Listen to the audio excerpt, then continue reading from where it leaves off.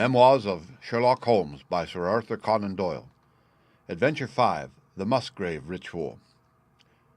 An anomaly which often struck me in the character of my friend Sherlock Holmes was that, although in his methods of thought he was the neatest and most methodical of mankind, and although also he affected a certain quiet primness of dress, he was none the less in his personal habits one of the most untidy men that ever drove a fellow lodger to distraction.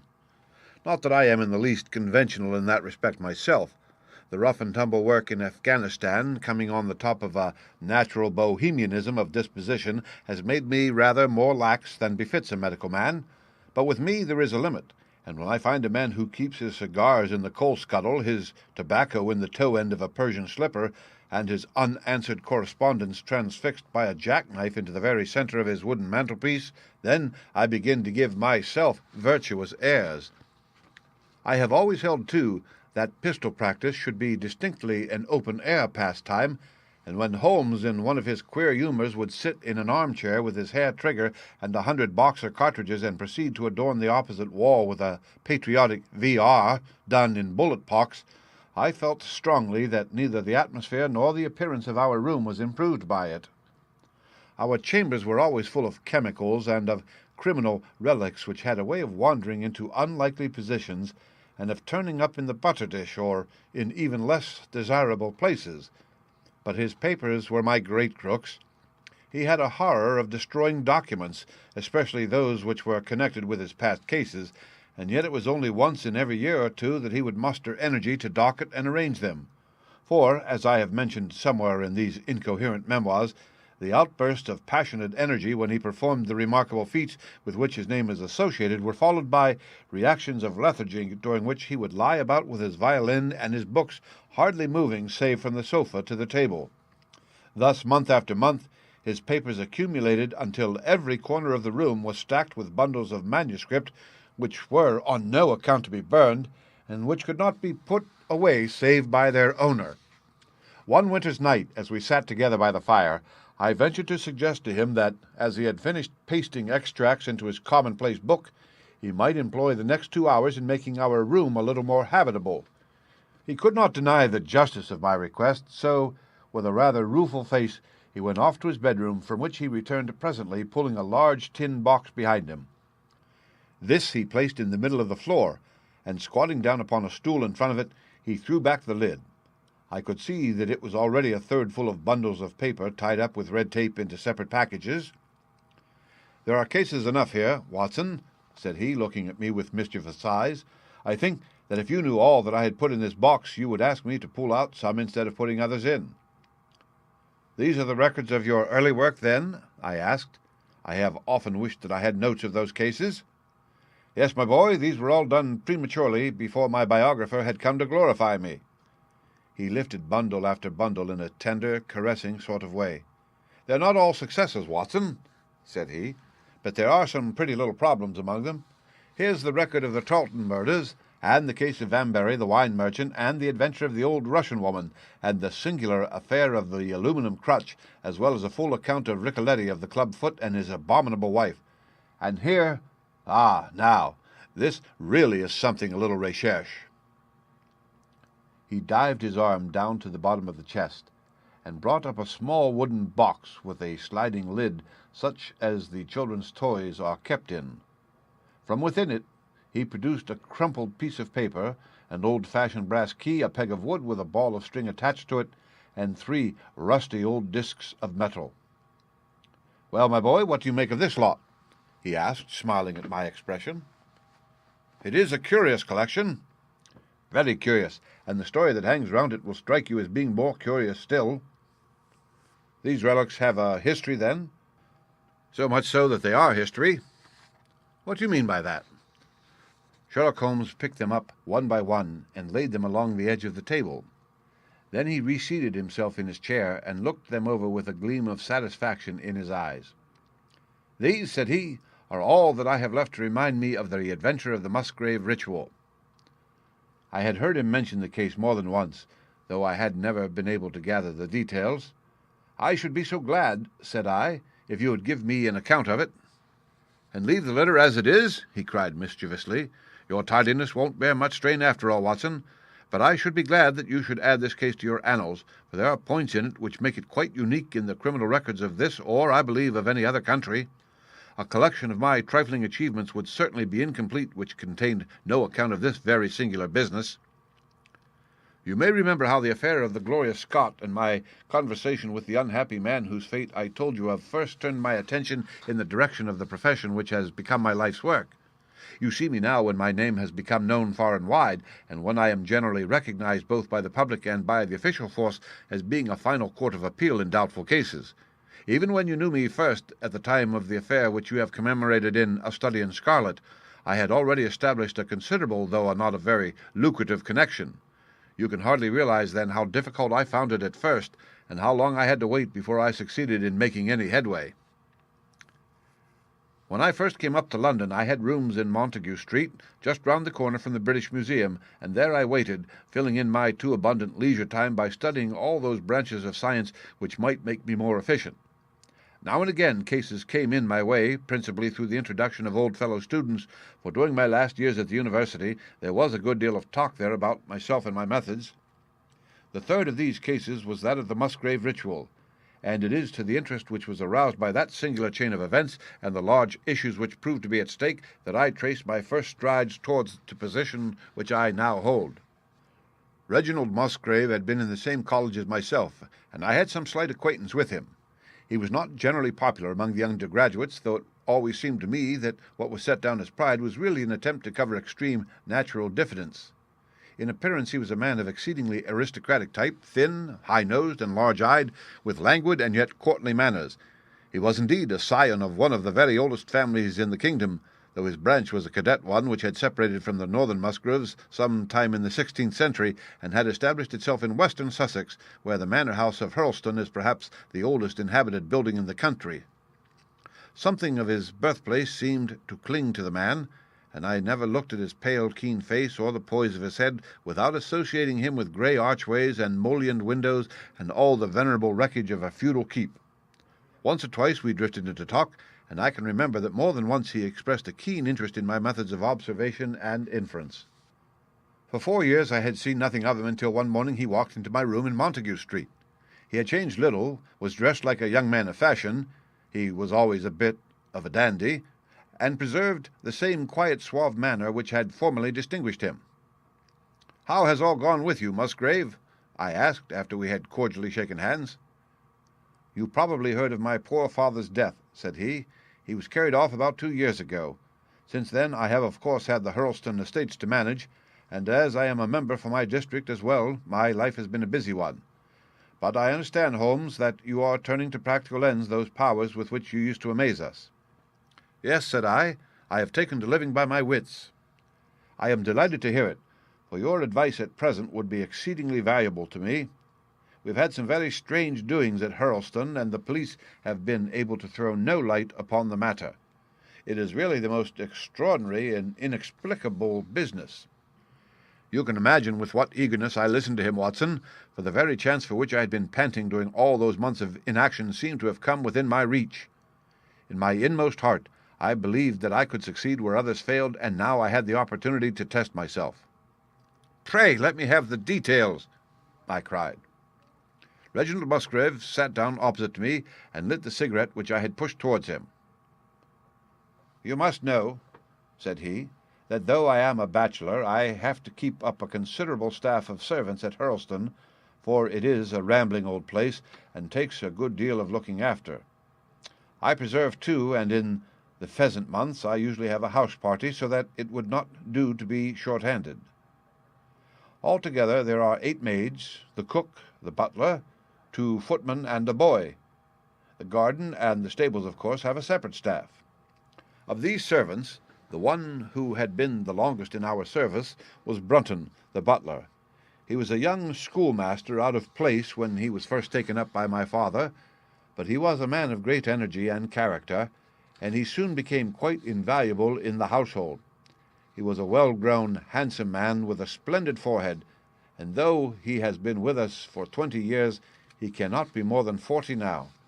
With his personal advantages and his extraordinary gifts, for he can speak several languages and play nearly every musical instrument.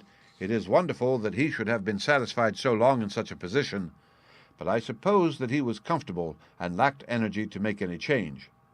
The butler of Hurlstone is always a thing that is remembered by all who visit us. But this paragon has one fault.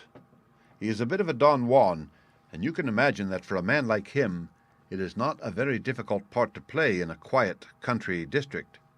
When he was married it was all right, but since he has been a widower we have had no end of trouble with him. A few months ago we were in hopes that he was about to settle down again, for he had become engaged to Rachel Howells, our second housemaid. But he has thrown her over since then and taken up with Janet Tregellis, the daughter of the head gamekeeper. Rachel, who is a very good girl, but of an excitable Welsh temperament, had a sharp touch of brain fever, and goes about the house now, or did until yesterday, like a black-eyed shadow of her former self. That was our first drama at Hurlstone, but a second one came to drive it from our minds, and it was prefaced by the disgrace and dismissal of Butler Brunton. This was how it came about. I have said that the man was intelligent, and this very intelligence has caused his ruin, for it seems to have led to an insatiable curiosity about things which did not in the least concern him. I had no idea of the lengths to which this would carry him until the merest accident opened my eyes to it. I have said that the house is a rambling one. One day last week, on Thursday night to be more exact, I found that I could not sleep, having foolishly taken a cup of strong café noir after my dinner. After struggling against it until 2 in the morning, I felt that it was quite hopeless, so I rose and lit the candle with the intention of continuing a novel which I was reading. The book, however, had been left in the billiard-room, so I pulled on my dressing-gown and started off to get it. In order to reach the billiard-room, I had to descend a flight of stairs, and then to cross the head of a passage which led to the library and the gun-room. You can imagine my surprise when, as I looked down this corridor, I saw a glimmer of light coming from the open door of the library. I had myself extinguished the lamp and closed the door before coming to bed. Naturally, my first thought was of burglars. The corridors at Hurlstone have their walls largely decorated with trophies of old weapons. From one of these I picked a battle-axe, and then, leaving my candle behind me, I crept on tiptoe down the passage and peeped in at the open door. Brunton, the butler, was in the library. He was sitting fully dressed in an easy-chair, with a slip of paper which looked like a map upon his knee, and his forehead sunk forward upon his hand in deep thought. I stood dumb with astonishment, watching him from the darkness. A small taper on the edge of the table shed a feeble light which sufficed to show me that he was fully dressed. Suddenly, as I looked, he rose from his chair, and walking over to a bureau at the side, he unlocked it and drew out one of the drawers. From this he took a paper, and returning to his seat, he flattened it out beside the taper on the edge of the table and began to examine it with minute attention. My indignation at this calm examination of our family documents overcame me so far that I took a step forward, and Brunton, looking up, saw me standing in the doorway. He sprang to his feet, his face turned livid with fear, and he thrust into his breast the chart-like paper which he had been originally studying. "So," said I, "this is how you repay the trust which we have reposed in you. You will leave my service tomorrow." He bowed me with the look of a man who is utterly crushed, and slunk past me without a word. The taper was still on the table, and by its light I glanced to see what the paper was which Brunton had taken from the bureau. To my surprise, it was nothing of any importance at all, but simply a copy of the questions and answers in the singular old observance called the Musgrave ritual. It is a sort of ceremony peculiar to our family, which each Musgrave for centuries past has gone through on his coming of age, a thing of private interest and perhaps of some little importance to the archaeologist, like our own blazonings and charges, but of no practical use whatsoever. "We had better come back to the paper afterwards," said I. "If you think it really necessary," he answered, with some hesitation. To continue my statement, however, I relocked the bureau, using the key which Brunton had left, and I had turned to go when I was surprised to find that the butler had returned and was standing before me. "Mr. Musgrave, sir," he cried in a voice which was hoarse with emotion, "I can't bear disgrace, sir. I have always been proud above my station in life, and disgrace would kill me. My blood will be on your head, sir, it will indeed, if you drive me to despair. If you cannot keep me after what has passed, then for God's sake let me give you notice and leave in a month, as if of my own free will. "I could stand that, Mr. Musgrave, but not to be cast out before all the folk that I know so well." "You don't deserve such consideration, Brunton," I answered. "Your conduct has been most infamous. However, as you have been a long time in the family, I have no wish to bring public disgrace upon you. A month, however, is too long. Take yourself away in a week, and give what reason you like for going." "Only a week, sir," he cried in a despairing voice. "A fortnight. Say at least a fortnight." "A week," I repeated, "and you may trouble yourself to have been very leniently dealt with." He crept away, his face sunk upon his breast like a broken man, while I put out the light and returned to my room. For 2 days after this, Brunton was most assiduous in his attention to his duties. I made no allusion to what had passed, and waited with some curiosity to see how he would cover his disgrace. On the third morning, however, he did not appear, as was his custom, after breakfast, to receive my instructions for the day. As I left the dining-room, I happened to meet Rachel Howells, the maid. I have told you that she had only recently recovered from an illness, and was looking so wretchedly pale and wan that I remonstrated with her for being at work. "You should be in bed," I said. "Come back to your duties when you are stronger." She looked at me with so strange an expression that I began to suspect that her brain was affected. "I am strong enough, Mr. Musgrave," said she. "We will see what the doctor says," I answered. "You must stop work now, and when you go downstairs, just say that I wish to see Brunton." "The butler is gone," said she. "Gone? Gone where?" "He is gone. No one has seen him. He is not in his room. Oh, yes, he is gone. He is gone." She fell back against the wall with shriek after shriek of laughter, while I, horrified at this sudden hysterical attack, rushed to the bell to summon help. The girl was taken to her room, still screaming and sobbing, while I made inquiries about Brunton. There was no doubt about it that he had disappeared. His bed had not been slept in, he had been seen by no one since he had retired to his room the night before, and yet it was difficult to see how he could have left the house, as both windows and doors were found to be fastened in the morning.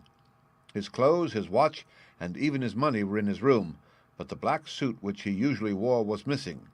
His slippers, too, were gone, but his boots were left behind. Where, then, could Butler Brunton have gone in the night, and what could have become of him now?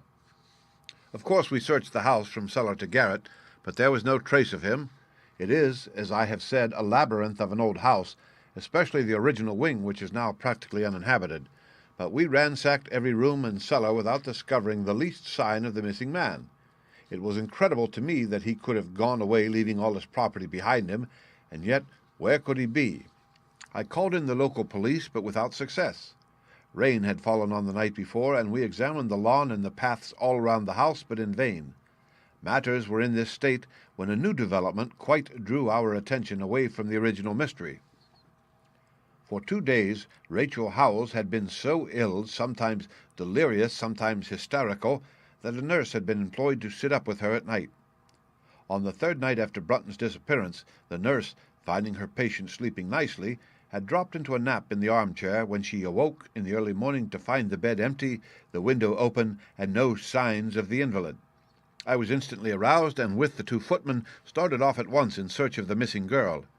It was not difficult to tell the direction which she had taken, for starting from under her window we could follow her footmarks easily across the lawn to the edge of the mare, where they vanished close to the gravel path which leads out of the grounds.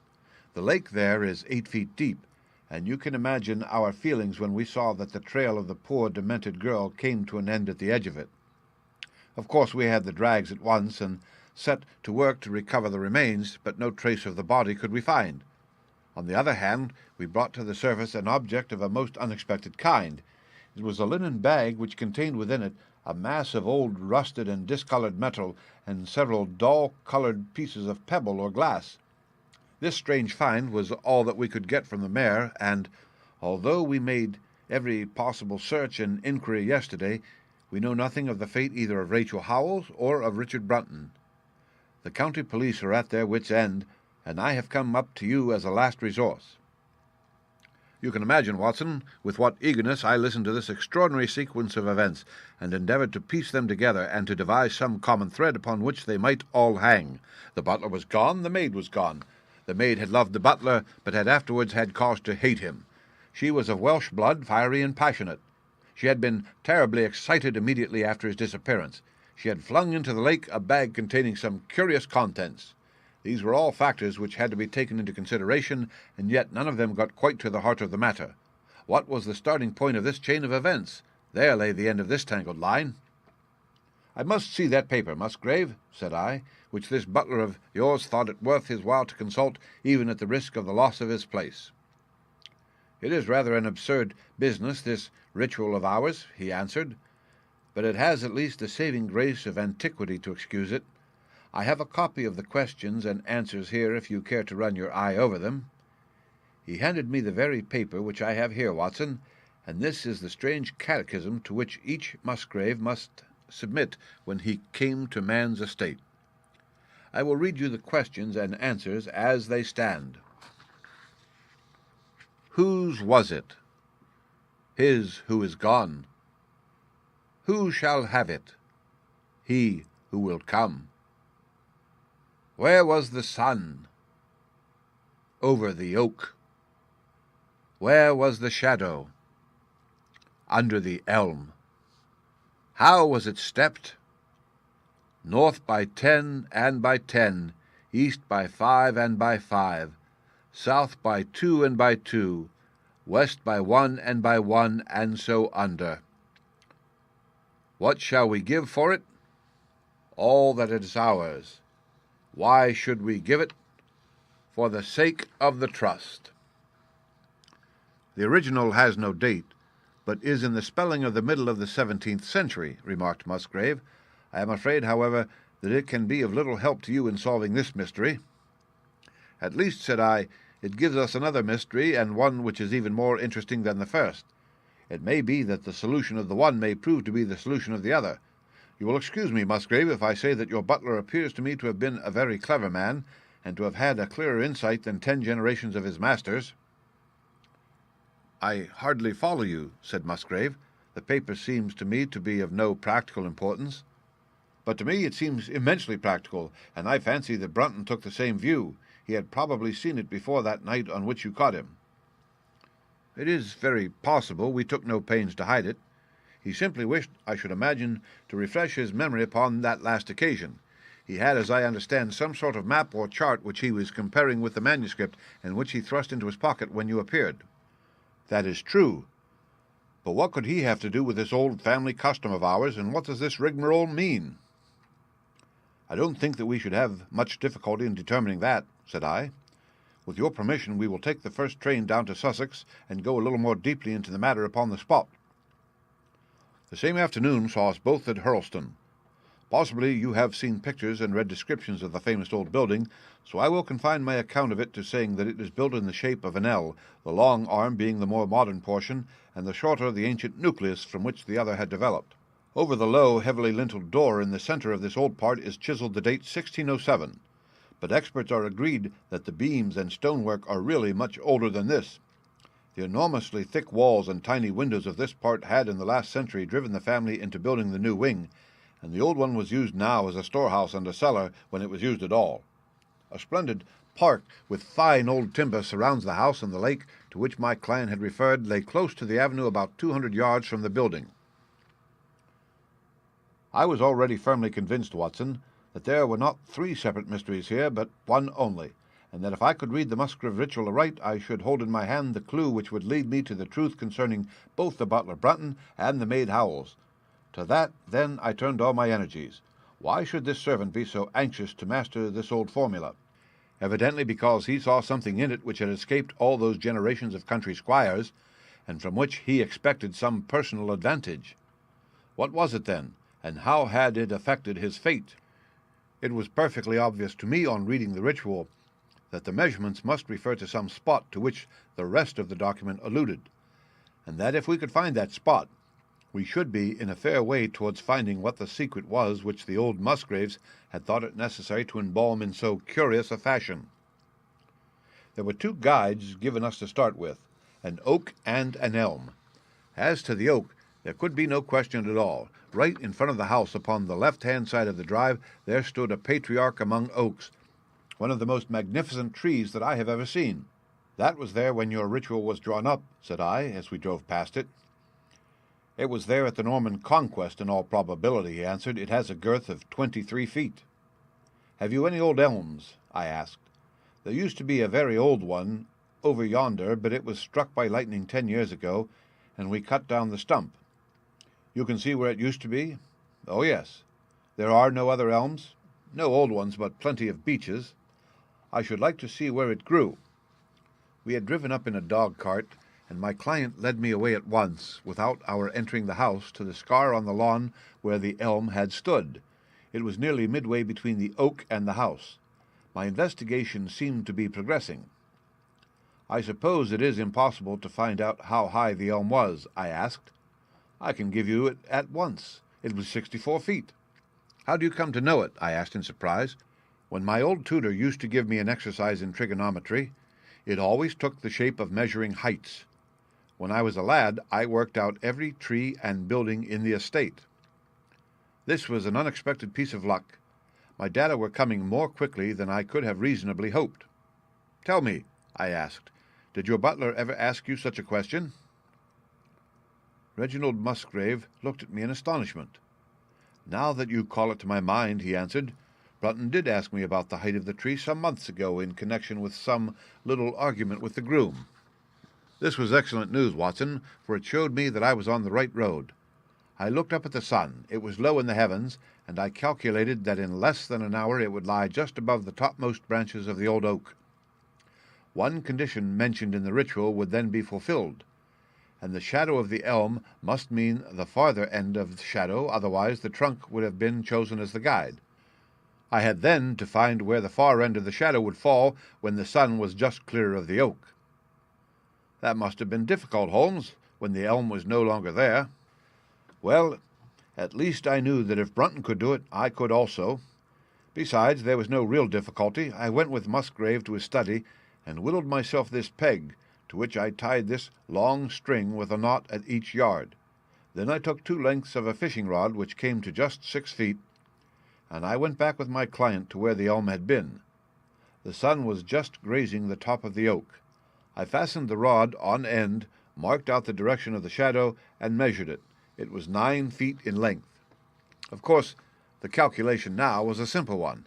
If a rod of 6 feet threw a shadow of 9, a tree of 64 feet would throw one of 96, and the line of the one would of course be the line of the other. I measured out the distance, which brought me almost to the wall of the house, and I thrust a peg into the spot. You can imagine my exultation, Watson, when within 2 inches of my peg I saw a conical depression in the ground. I knew that it was the mark made by Brunton in his measurements, and that I was still upon his trail. From this starting point I proceeded to step, having first taken the cardinal points by my pocket compass. 10 steps with each foot took me along parallel with the wall of the house, and again I marked my spot with a peg. Then I carefully paced off 5 to the east and 2 to the south. It brought me to the very threshold of the old door. 2 steps to the west meant now that I was to go 2 paces down the stone-flagged passage, and this was the place indicated by the ritual. Never have I felt such a cold chill of disappointment, Watson. For a moment it seemed to me that there must be some radical mistake in my calculations. The setting sun shone full upon the passage floor, and I could see that the old foot-worn grey stones with which it was paved were firmly cemented together, and had certainly not been moved for many a long year. Brunton had not been at work here. I tapped upon the floor, but it sounded the same all over, and there was no sign of any crack or crevice. But fortunately, Musgrave, who had begun to appreciate the meanings of my proceedings, and who was now as excited as myself, took out his manuscript to check my calculation. "And under!" he cried. "You have omitted the 'and under.'" I had thought that it meant that we were to dig, but now, of course, I saw at once that I was wrong. "There is a cellar under this, then?" I cried. "Yes, and as old as the house. Down here, through this door." We went down a winding stone stair, and my companion, striking a match, lit a large lantern which stood on a barrel in the corner. In an instant it was obvious that we had at last come upon the true place, and that we had not been the only people to visit the spot recently. It had been used for the storage of wood, but the billets, which had evidently been littered over the floor, were now piled at the sides, so as to leave a clear space in the middle. In this space lay a large and heavy flagstone with a rusted iron ring in the center to which a thick shepherd's check muffler was attached. "By Jove!" cried my client. "That's Brunton's muffler. I have seen it on him and could swear to it. What has the villain been doing here?" At my suggestion, a couple of the county police were summoned to be present. I then endeavored to raise the stone by pulling on the cravat. I could only move it slightly, and it was with the aid of one of the constables that I succeeded at last in carrying it to one side. A black hole yawned beneath it, into which we all peered, while Musgrave, kneeling at the side, pushed down the lantern. A small chamber about 7 feet deep and 4 feet square lay open to us.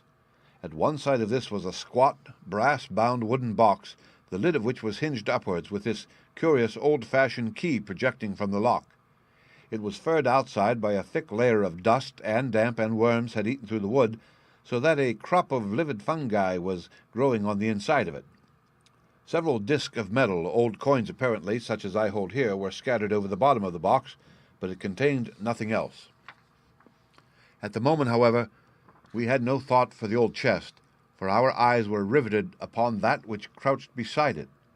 It was the figure of a man clad in a suit of black, who squatted down upon his hams, with his forehead sunk upon the edge of the box, and his 2 arms thrown out on each side of it. The attitude had drawn all the stagnant blood to the face, and no man could have recognized that distorted liver-colored countenance, but his height, his dress, and his hair were all sufficient to show my client, when we had drawn the body up, that it was indeed his missing butler. He had been dead some days, but there was no wound or bruise upon his person to show how he had met his dreadful end. When his body had been carried from the cellar, we found ourselves still confronted with a problem which was almost as formidable as that with which we had started. I confess that so far, Watson, I had been disappointed in my investigation. I had reckoned upon solving the matter when once I had found the place referred to in the ritual, but now I was there, and was apparently as far as ever from knowing what it was which the family had concealed with such elaborate precautions. It is true that I had thrown a light upon the fate of Brunton, but now I had to ascertain how that fate had come upon him, and what part had been played in the matter by the woman who had disappeared. I sat down upon a keg in the corner and thought the whole matter carefully over. You know my methods in such cases, Watson. I put myself in the man's place, and having first gauged his intelligence, I tried to imagine how I should myself have proceeded under the same circumstances.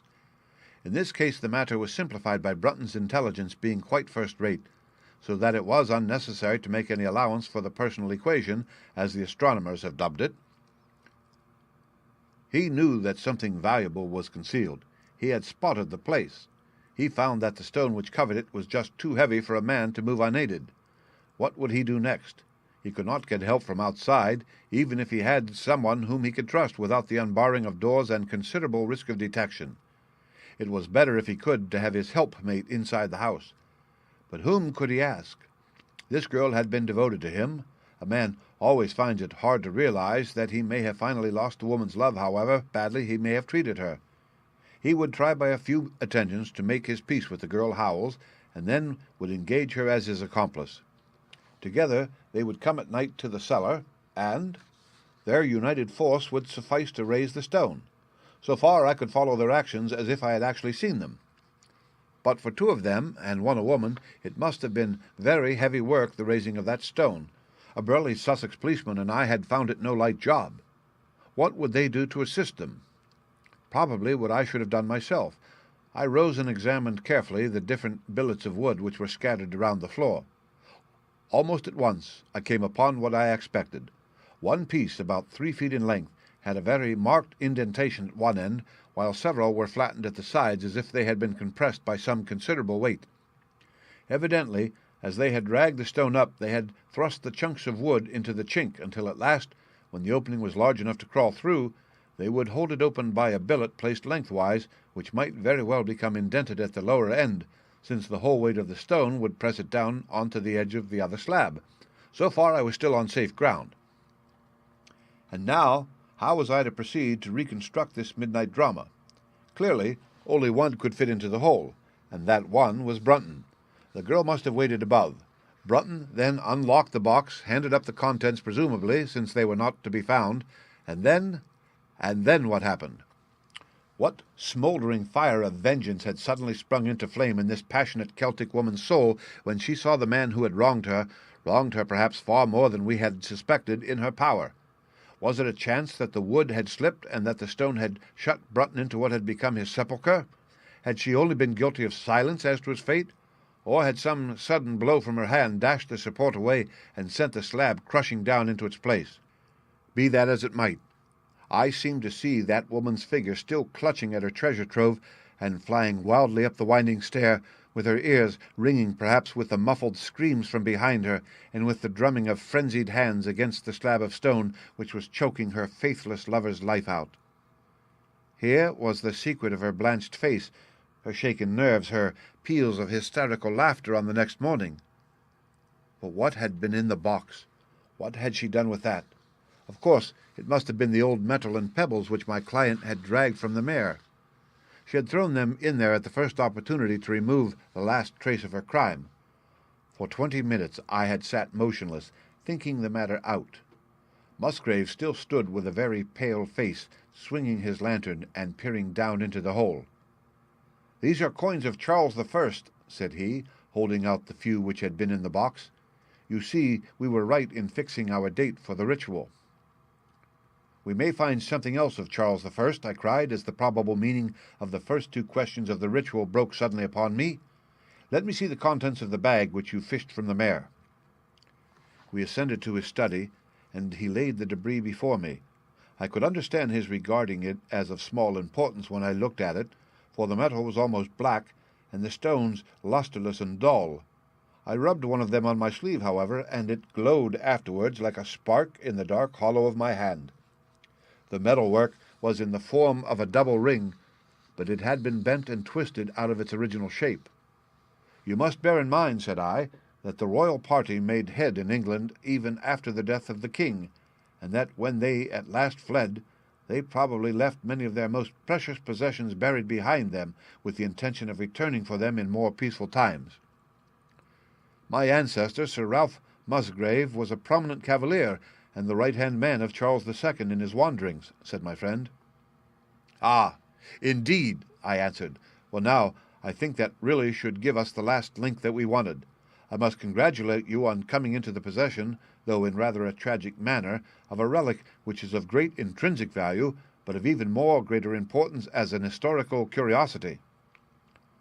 "What is it, then?" he gasped in astonishment. "It is nothing less than the ancient crown of the kings of England." "The crown?" "Precisely. Consider what the ritual says. How does it run? Whose was it? His who is gone. That was after the execution of Charles. Then, who shall have it? He who will come. That was Charles II, whose advent was already foreseen. There can, I think, be no doubt that this battered and shapeless diadem once encircled the brows of the royal stewards." "And how came it in the pond?" "Ah, that is a question that will take some time to answer." And with that I sketched out to him the whole long chain of surmise and of proof which I had constructed. The twilight had closed in, and the moon was shining brightly in the sky before my narrative was finished. "And how was it, then, that Charles did not get his crown when he returned?" asked Musgrave, pushing back the relic into its linen bag. "Ah, there you lay your finger upon the one point which we shall probably never be able to clear up. It is likely that the Musgrave who held the secret died in the interval, and by some oversight left this guide to his descendant without explaining the meaning of it. From that day to this, it has been handed down from father to son, until at last it came within reach of a man who tore its secret out of it and lost his life in the venture." "And that's the story of the Musgrave ritual, Watson. They have the crown down at Hurlstone, though they had some legal bother and a considerable sum to pay before they were allowed to retain it. I am sure that if you mentioned my name they would be happy to show it to you. Of the woman nothing was ever heard, and the probability is that she got away out of England and carried herself and the memory of her crime to some land beyond the seas." The End. Read by Rick Kistner for Lit2Go on the web at fcit.usf.edu.